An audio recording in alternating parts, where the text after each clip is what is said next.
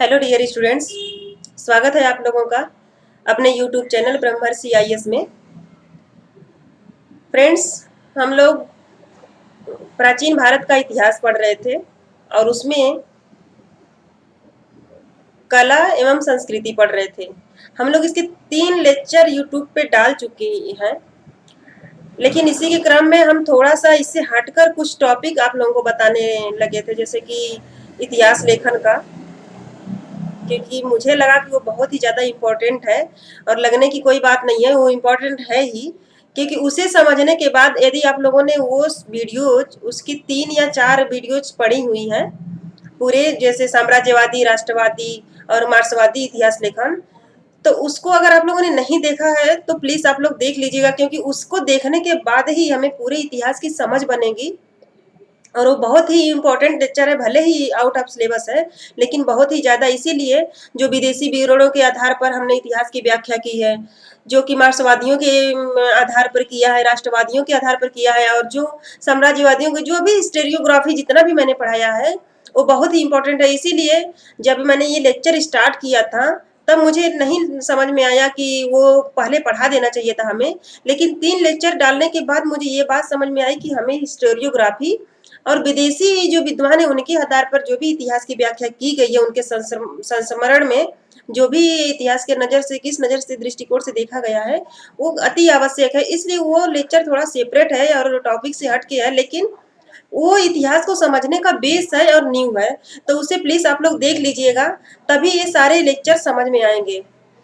तो जो भी हम लोग 3rd लेक्चर डाले थे, तो आप लोगों को पता है कि उसमें हम लोग संस्कृति पढ़े थे कि भारत के, या फिर उसी को हम लोग फिर से कंटिन्यू कर रहे हैं। और जो भी अब डेली आपके जो लेक्चर आएंगे अब इसी क्रम में आएंगे, बिल्कुल लेक्चर वाइज ही आएंगे। तो ये 4th लेक्चर आपका हो जाएगा, 3rd की 4th लेक्चर शायद पढ़ चुका है, तो ये उसके मतलब अगला लेक्चर होगा, तो इसी क्रम में आप लोग देखिएगा। तो चलिए फ्रेंड्स, स्टार्ट करते हैं। आप लोगों को पता है कि हम लोग इसे संस्कृति पढ़ चुके थे। इसके बाद हम लोगों ने देखा था कि इतिहास के तहत कालखंड में मानव समाज, राजनीति, अर्थव्यवस्था, संस्कृति का अध्ययन किया जाता है, इसे हम लोगों ने देखा था। इसके बाद फिर आगे हम लोग इतिहास के काल विभाजन को देखे थे, जो प्राचीन काल है, मध्यकालीन है, आधुनिक भारत है, इसे देखे थे और ये टेबल दिया गया है, तो इसे भी हम लोगों ने देखा था।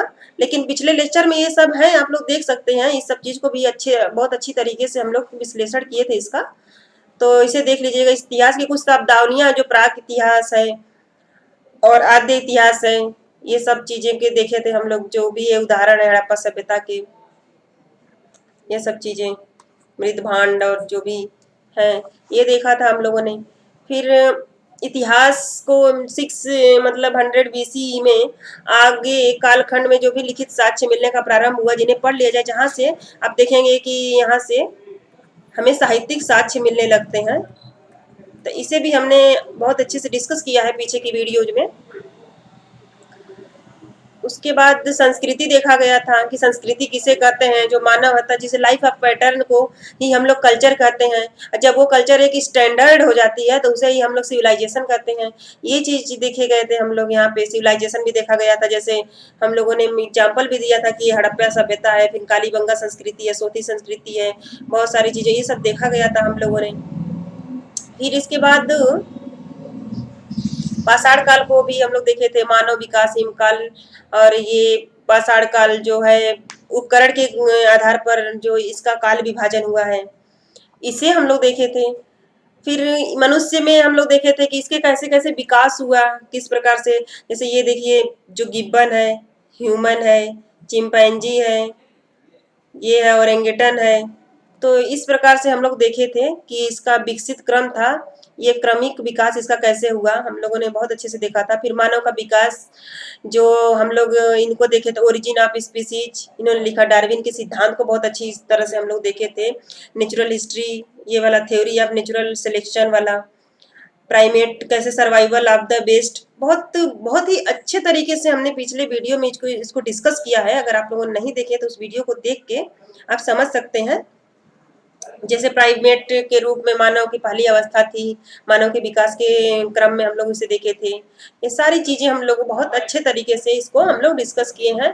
बस क्योंकि ये वीडियोज बहुत पहले पढ़ चुके थे, बीच में थोड़ी सी इसकी गैपिंग हो गई थी, हम लोग टॉपिक से हट के कुछ पढ़ने लगे थे इतिहास लेखन, इसलिए हम आपको उससे जोड़ने का मैं प्रयास कर रही हूँ ताकि आप लोग फिर उससे जुड़ सके। जैसे यहाँ पे हम लोग देखे थे किस प्रकार से मनुष्य की कपालधारिता बढ़ती गई थी, इस टाइप से इसको बहुत अच्छे से देखा गया था हम लोगों ने। फिर ये चीज देखी थी हम लोग कि मनुष्य कैसे, कौन से मनुष्य पहले आया, कहाँ इसका विकास हुआ, कहाँ इसके साक्ष्य मिलते हैं अफ्रीकनोस, किस प्रकार से ये देखे थे। होमो हाइबिलस, होमो इरेक्टस, नियंडरथल, सबको बहुत अच्छे से हम लोग डिस्कस किए थे। और मानव विकास एवं विसरण का सिद्धांत हम यहाँ आके रोके थे और हमें यहीं से फिर से पढ़ना है। तो फ्रेंड्स पीछे के लेक्चर आप लोग देख लीजिए, तभी इस लेक्चर से उसको अच्छे से कनेक्ट कर पाएंगे। तो चलिए फ्रेंड्स इसे स्टार्ट करते हैं। विसरण का सिद्धांत मतलब मनुष्य का, इसमें एक सिद्धांत है जो कि जीव विज्ञान में माना जाता है कि प्रारंभिक जो मानव का विकास है सर्वप्रथम दक्षिण और पूर्वी अफ्रीका में हुआ था, जो हम बताए थे पहले भी, जिसका जो सहारा मरुस्थल के आसपास मिलता है, और यहीं से मानव जाति के प्रसार संपूर्ण विश्व में हुआ। मतलब जो भी हमारा ये अफ्रीका है यहाँ पे हुआ, लेकिन बाद में ये पूरे विश्व में चला गया, इसी को हम विसरण सिद्धांत कहते हैं। मतलब यहाँ से विसरित हुआ। और इसके वैज्ञानिक और पुरातात्विक साक्ष्य दोनों ही उपलब्ध हैं। जैसे वैज्ञानिक साक्ष्य में ह्यूमन जीनोम प्रोजेक्ट है, डीएनए द्वारा जिन डीएनए की कड़ियों को जोड़कर मातृवंशलीय तैयार की गई है, वो कहाँ पे जाके अंतिम रूप से समाप्त हो जाती हैं, अफ्रीका महाद्वीप में। फिर पुरातात्विक साक्ष्य में अफ्रीका की जो रिफ्ट घाटी है, युगांडा, रवांडा, तंजानिया और केन्या में, तो ओल्ड वाईगार जैसे तंजानिया में है, और तुर्काना झील है केन्या में।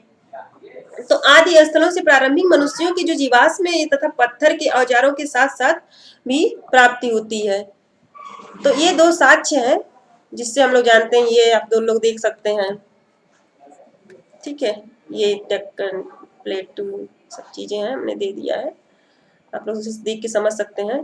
फिर विकास के दौरान मानव एवं पर्यावरण का संबंध, इसमें संबंध को बताया गया है कि जब भी विकास हो रहा था तो मानव का हर चीज से तो संबंध था ना, तो उसी को संबंध को बताया गया है कि जो मानव एवं पर्यावरण के बीच का जो संबंध था। तो देखिए, जब भी मानव का ये विकास हो रहा था उस टाइम में जो हमारे इक्वेटर है, भूमध्य रेखा है, ये इसको मतलब छोड़कर पूरी पृथ्वी पर बहुत हिम काल आते थे, हिम युग आते थे, इस दौरान आते रहते थे, और बर्फ की बहुत आंधियां चलती रहती थी। कभी कभी तो दो बड़े हिम कालों में कि जो बीच में मौसम थोड़ा सा गर्म होता था एवं शुष्क होता था, जिसे अतः हिमकाल कहा जाता था, कहा गया है। इन्हीं इतने मतलब विकट परिस्थिति थी ये, इतनी मतलब यहाँ पे दुर्भाग्य था जीवन को सरवाइव करना।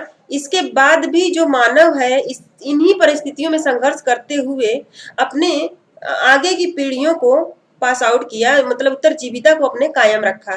तो ये मनुष्य ने बहुत इस युग में बहुत कठिनता से अपना जीवन जीता था।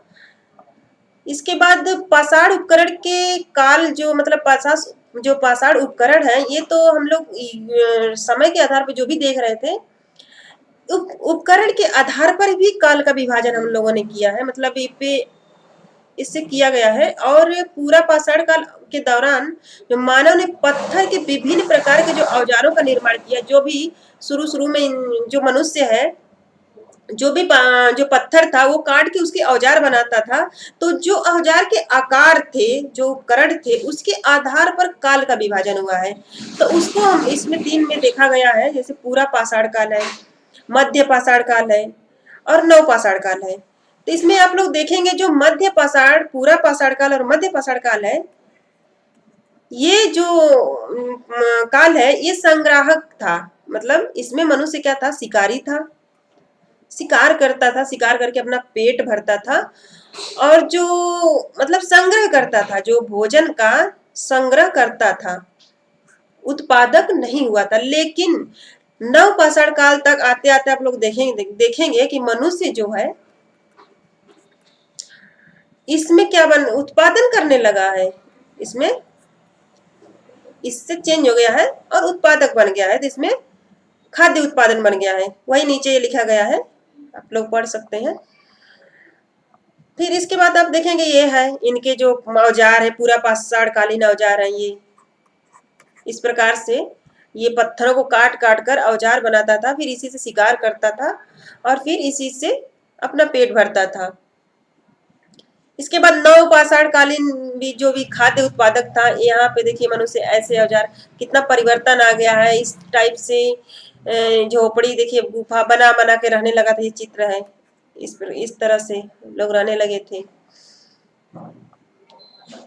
फिर मध्य पाषाण काल को संक्रमण काल कहते हैं, क्योंकि मध्य पाषाण का जो भी टाइम पीरियड है बहुत छोटा है, इसलिए इसको संक्रमण काल भी कहते हैं।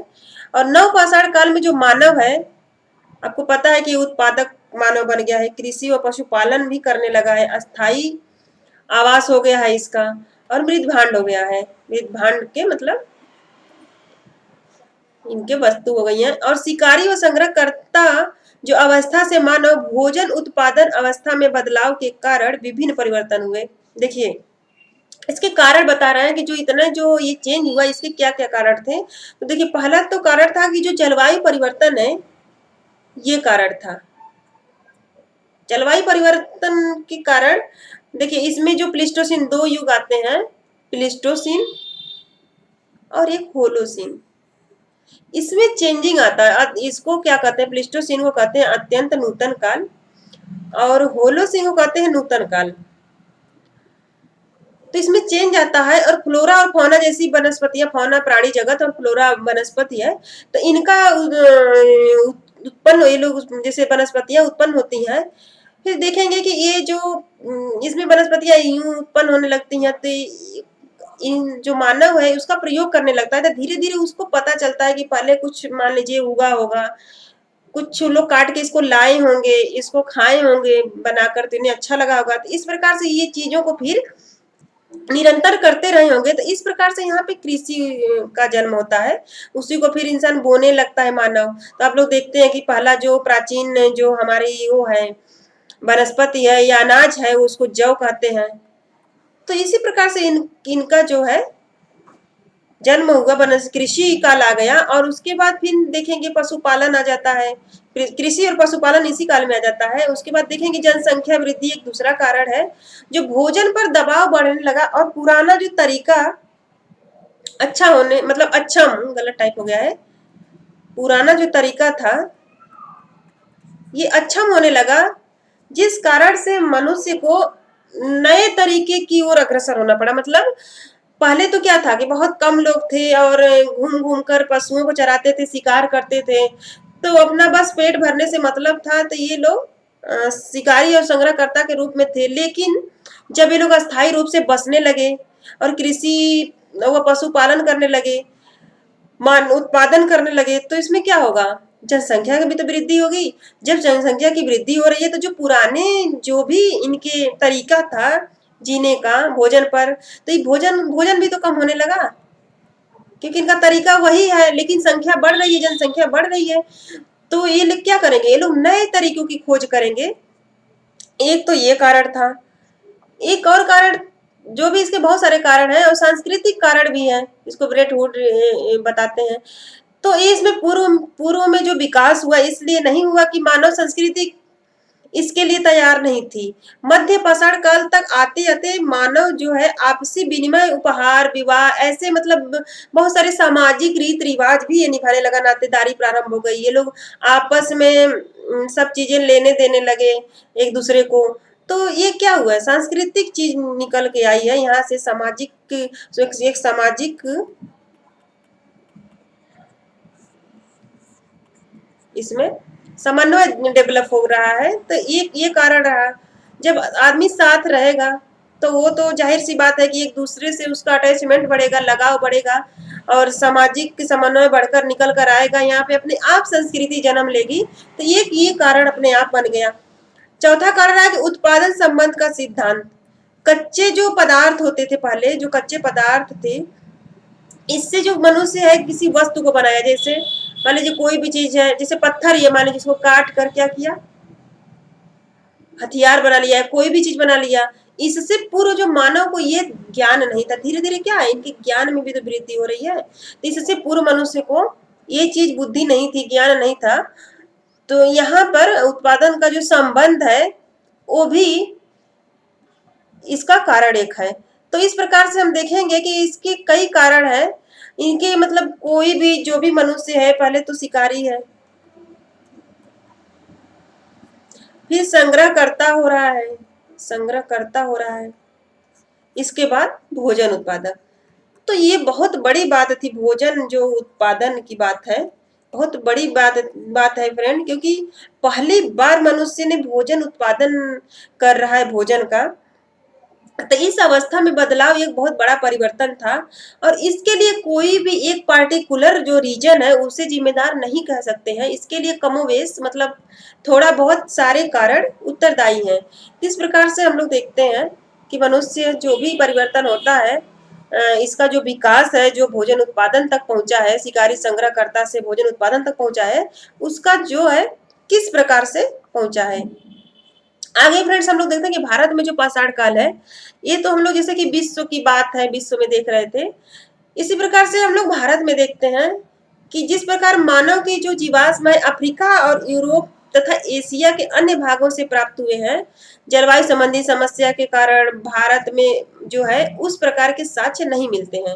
मतलब यहाँ पे जलवायु संबंधी जो समस्या है, जिसके कारण से भारत में जैसे वहां के जैसे तो साक्ष्य नहीं मिलते हैं, लेकिन भारत में पाषाण काल का अध्ययन जो पत्थर के औजारों तथा दूसरे पुरातात्विक सामग्रियों के सहारे किया जाता है वो निम्न है।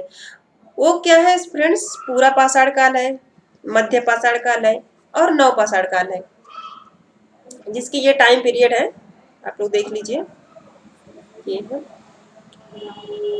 तो इस प्रकार से हम लोग भारत के संदर्भ में पूरा पाषाण काल को देखते हैं। यह एक बहुत ही पूरा पाषाण काल जो है ये एक बहुत ही लंबा काल था, सबसे ज्यादा लंबा काल यही था, पूरा पाषाण काल है सबसे ज्यादा लंबा काल था। और इसे 3 भागों में बांटते हैं, एक निम्न पूरा पाषाण काल, मध्य पूरा पाषाण काल और उच्च पूरा पाषाण काल। इसके जो देखिए 5 लाख से लेके 50,000 BC तक है। मध्य पूरा पाषाण काल 50,000 से 40,000 तक है, और ये 40,000 से 10,000 तक है। तो इस क्रम में इसको हम लोग बांट के देखते हैं। निम्न पूरा पाषाण काल में देखिए ये औजार है, ये हमने चित्र यहाँ पे दे दिया है। इस काल में देखिए मानव ने मुख्यतः कोर उपकरणों का निर्माण किया, जो क्वार्टजाइट जैसे कठोर पत्थर के बने हैं, और मुख्य औजारों में हैंड एक्स, हस्त कुठार, क्लीवर, बिदारनी जिसको कहते हैं, चॉपर और चॉपिंग आते हैं। ठीक है, इसको चॉपर चॉपिंग संस्कृति भी कहते हैं। देखिए ये है पाषाण कालीन, जैसे यह प्रक्रिया चट्टान के एक बड़े टुकड़े से शुरू होती है।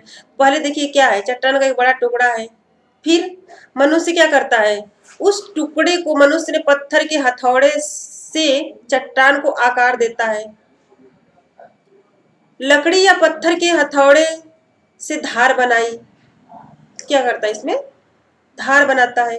फिर नुकीली लकड़ी से छोटे टुकड़ों को हटाकर धारदार बनाया, तैयार। अब यहाँ पे देखिए कुल्हाड़ी तैयार, हाथ की कुल्हाड़ी। तो इस प्रकार से देखिए एक पत्थर से किस प्रकार मनुष्य अपना विकास करता है, और धीरे धीरे यहाँ से पहुंचकर यहाँ तक आता है हाथ से। इसमें अब लोग कुल्हाड़ी पता है, आज की कुल्हाड़ी तो ऐसे ही इस प्रकार से ऐसे रहती है, उसमें ऐसे लकड़ी की ही ऐसे लगा रहता है। तो पहले नहीं था, तो लोग हाथ से ही करते थे। तो इस प्रकार से उपकरण को ये बनाकर उसका प्रयोग करता है। फिर स्थल है, जैसे भारत में इस काल के मुख्य स्थल हैं, देखिए सोहन घाटी है जो पाकिस्तान में है, यह एक प्रतिनिधि मतलब स्थल है। बेलन घाटी है, इलाहाबाद में है, मिर्जापुर क्षेत्र यहाँ से है पाषाण काल की। तीनों अवस्थाओं के साक्ष्य यहाँ से मिलते हैं, इसीलिए ये बहुत ही इम्पोर्टेंट हो जाती है, बहुत एग्जाम में पूछी भी गई है। डिडवाना है राजस्थान, भीमबेटका MP है, आप लोग को पता है कि यहाँ पे चित्रकारी है, यहाँ की जो साक्ष्य मिले हैं। दक्षिण भारत में पल्वरम है, अतिरपक्कम, गिल्लूर, तो ये सारे स्थल हैं। और मुख्य इसकी विशेषताएं है कि भारत में जो पहला हस्त कुठार है पल्वरम चेन्नई के आसपास से रॉबर्ट ब्रूस फुट ने प्राप्त किया था। अगला हस्तकुठर अतिरपक्कम से मिला है, बहुत ही इंपॉर्टेंट है, आप लोग इसको ध्यान में रखिए। और भारत में केवल केरल तथा ऊपरी गंगा घाटी छोड़कर सभी स्थानों से निम्न पूरा पाषाणकालीन स्थल प्राप्त हुए हैं। किसे छोड़ दें? केरल को और गंगा, ऊपरी गंगा घाटी को छोड़ दीजिए तो। और विश्व संबंध में ऑस्ट्रेलोपिथिकस निम्न पूरा पाषाण काल से आते हैं। ठीक है, विश्व में, ये विश्व की बात कर रहा है। तो ये है इस प्रकार से। इसके बाद मध्य पूरा पाषाण काल है। इसमें देखिए क्या था औजार में, इस काल में जो मानव है, मानव के जो औजार हैं, इसमें बदलाव आ गया था। पहले तो वैसा था, लेकिन यहाँ तक आते आते इसमें कुछ बदलाव आ गया था। कोर की जगह या फलक या पपड़ी पर भारी संख्या में निर्माण किया। ठीक है, अब ये क्या है, ये फलक बनाने लगा उसमें, अतः इसे फलक संस्कृति का काल भी कहा जाता है। देखिए जो चीज है ये, क्योंकि उपकरणों के आधार पर ही हम लोग बांटते हैं ना, जैसे उसमें चॉपर चॉपिंग बन रहा था तो उसको चॉपर चॉपिंग संस्कृति कहते थे। यहाँ पे फलक बना रहा है मनुष्य, तो यहाँ पे क्या है, इसको फलक संस्कृति का काल भी नाम दे दिया गया है। फिर ये औजार जो है चट और जस्पर जैसे नरम पत्थरों के बने हैं। उदाहरण स्वरूप जैसे खुरचनी है, ठीक है, इसको स्क्रैपर कहते हैं, वेदनी है, पॉइंट वेदक है, तछड़ी है। तो इस प्रकार से है उदाहरण स्वरूप मध्य। इसको बस ये पूछा जाता है कि ये किस काल के औजार हैं, तो इसको आप लोग याद रखिएगा कि ये मध्य पूरा पाषाणकालीन औजार है। फिर फ्रेंड्स आगे देखते हैं कि इसमें जो मुख्य स्थल है भारत में, जैसे भारत में नेवासा, गोदावरी तट महाराष्ट्र यहाँ पे इसका स्थल है। नर्मदा घाटी में इस काल के जो स्थल है प्राप्त हुए हैं। इसकी मुख्य विशेषताएं ये है तीन, कि जो नर्मदा नदी है, नदी घाटी में हथनोरा नामक एक स्थल है। ठीक, इसमें अरु ढोलकिया ने एक मानव जीवाश्म प्राप्त किया था और इसे हथनोरा या नर्मदा मैन कहा जाता है इन्हें। और पूर्व में इसे होमो इरेक्टस का निवास माना गया। किसे? विश्व में तो आप देखेंगे कि अफ्रीका है, लेकिन भारत में नर्मदा घाटी में हथनोरा, ये इसी स्थान को मनुष्य के, वो भी मनुष्य में कौन से, होमो इरेक्टस। लेकिन वर्तमान में इसे आद्य होमोसैपियंस का जीवाश्म माना जाता है। ठीक है, आद्य होमोसैपियंस। और विश्व के संदर्भ में निएंडरथल का संबंध इसी मध्य पूरा पाषाण काल से है। तो ये फ्रेंड्स थोड़ा सा हमने दे दिया है, बहुत ज्यादा नहीं दिया है, क्योंकि आपको पता है कि जो हमारा जीएस का सिलेबस है उसमें पाषाण काल है नहीं। बस इसको हम लोग इसको पढ़ ले रहे हैं ताकि जहां से क्वेश्चन हमारे प्रीलिम्स से आए, क्योंकि कल्चर का पार्ट इसीलिए पढ़ रहे हैं ज्यादा, क्योंकि कल्चर ही है, इसलिए जीएस में सिलेबस है नहीं, ये ऑप्शनल में है। अब मैं ऑप्शनल का जब वीडियो इस पे लाऊंगी तो ऑप्शनल में हम पाषाण काल बहुत अच्छे से देखेंगे। इसलिए यहाँ सिंधु सभ्यता जब आ जाएगा, इसके बाद हम लोग सिंधु सभ्यता पढ़ेंगे, तो वहां से हम लोग सब कुछ क्वेश्चन डिस्कशन के साथ साथ जो प्रीवियस ईयर के क्वेश्चन है एटलीस्ट 3 इयर्स के, तो हम लोग डिस्कस करेंगे ही, पीटी और मेंस दोनों के। तो इसलिए इसमें बहुत ज्यादा मैं जोर नहीं दे रही हूँ, बस थोड़ा थोड़ा आप लोगों को बता रही हूँ, ताकि एक जो इतिहास की मतलब वो कनेक्टिविटी है वो बनी रहे। तो इसीलिए आपको इतना ही जानना है। आगे नव पाषाण काल को भी थोड़ा सा हम लोग एक लेक्चर में देख लेंगे। इसके बाद हम लोग सिंधु सभ्यता पे आ जाएंगे। वहां से फ्रेंड्स बहुत मजा आएगा पढ़ने में, बहुत अच्छा लगेगा, क्योंकि वहां से हम लोग डिस्कस करेंगे क्वेश्चन को भी और बहुत अच्छे से उसको डीपली उसको डिस्कशन करते हुए चले जाएंगे। तो फ्रेंड्स आज यहीं तक, वीडियो ज्यादा लंबी हो जाएगी तो आप लोगों को अरुचि उत्पन्न होगी, तो आज यहीं तक हम लोग इसको देखते हैं। अगला लेक्चर जो होगा इसी के बाद होगा। एक लेक्चर मुझे लगता है कि एक लेक्चर और लेने के बाद सिंधु सभ्यता हम स्टार्ट कर देंगे और वहां से फिर बहुत सही लगेगा। तो फ्रेंड्स अगर वीडियो आप लोगों को अच्छी लगती है तो इसको लाइक, सब्सक्राइब और शेयर भी कीजिएगा। और कोई सजेशन हो तो आप लोग उसे भी कमेंट बॉक्स में दे सकते हैं कि इसमें कोई बदलाव करना हो या आप लोगों को कोई और चीज भी इसमें चेंज करके चाहिए तो वो आप लोग कर सकते हैं। और फ्रेंड्स अगर आप लोगों को पीडीएफ इसकी चाहिए तो हमारा जो टेलीग्राम चैनल है @BrahmarCIS, उसे आप लोग ज्वाइन कर सकते हैं, वहां पर आप लोगों को पीडीएफ मिल जाएगी। बाकी जो भी है आप लोग अपना सपोर्ट बनाए रखिए। बाकी इतनी देर तक वीडियो को देखने के लिए आप लोगों का बहुत बहुत धन्यवाद।